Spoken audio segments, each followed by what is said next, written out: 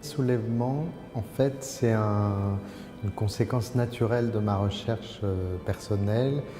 Je suis parti en fait d'une métaphore poétique que j'ai beaucoup trouvée dans Victor Hugo, notamment dans les poètes romantiques. C'est l'idée de la tempête qui se lève, et donc c'est pour ça que la première partie de cette exposition, c'est sur les éléments qui se déchaînent, étant entendu qu'une société humaine, c'est une sorte d'élément en soi.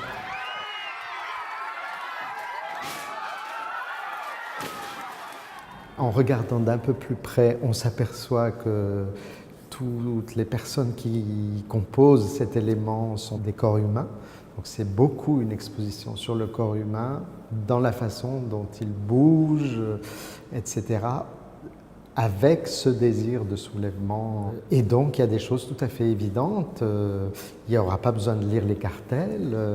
On voit tout de suite que les gens lèvent les bras, que les gens ouvrent la bouche. Si les gens ouvrent la bouche, troisième partie, ils ont des mots à dire, ils s'exclament, ils ont des revendications, ils ont des mots d'ordre, ils ont des poèmes, ils ont des chansons. Voilà, donc la troisième partie, c'est sur les phrases, les mots, pas seulement les textes, c'est les mots. Parlez un français pur et atrocement blanc, comme au Vietnam, au Congo. Parlez un allemand impeccable, une étoile jaune entre les dents. Parlez russe, parlez rappel à l'ordre, parlez répression. Speak white, c'est une langue universelle. Nous sommes nés pour la comprendre avec ces mots lacrymogènes, avec ces mots matraques. Et puis une fois qu'on a vraiment dit avec quoi on n'était pas d'accord, eh bien la police arrive pour dire non, on va...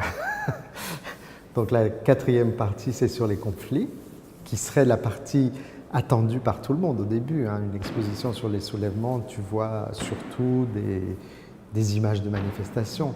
Elles arrivent à ce moment-là seulement.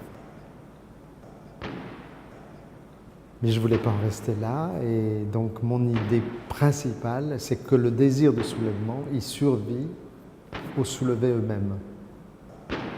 Ça finit sur la question des femmes. La femme comme l'élément de soulèvement possible d'une société. Eh bien, ça commence avec Antigone et ça va jusqu'aux féministes d'aujourd'hui. C'est une exposition qui était vouée à voyager, et Montréal, c'est l'ultime étape.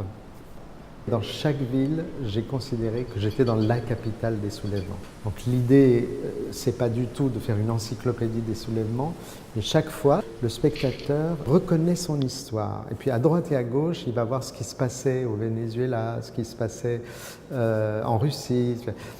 Mais il aura son histoire à lui qui va lui servir de fil rouge. Je pense que les soulèvements n'ont pas d'échelle. Donc il peut y avoir des soulèvements de populations entières, mais il peut y avoir des soulèvements de 10 personnes dans un village, et c'est très important.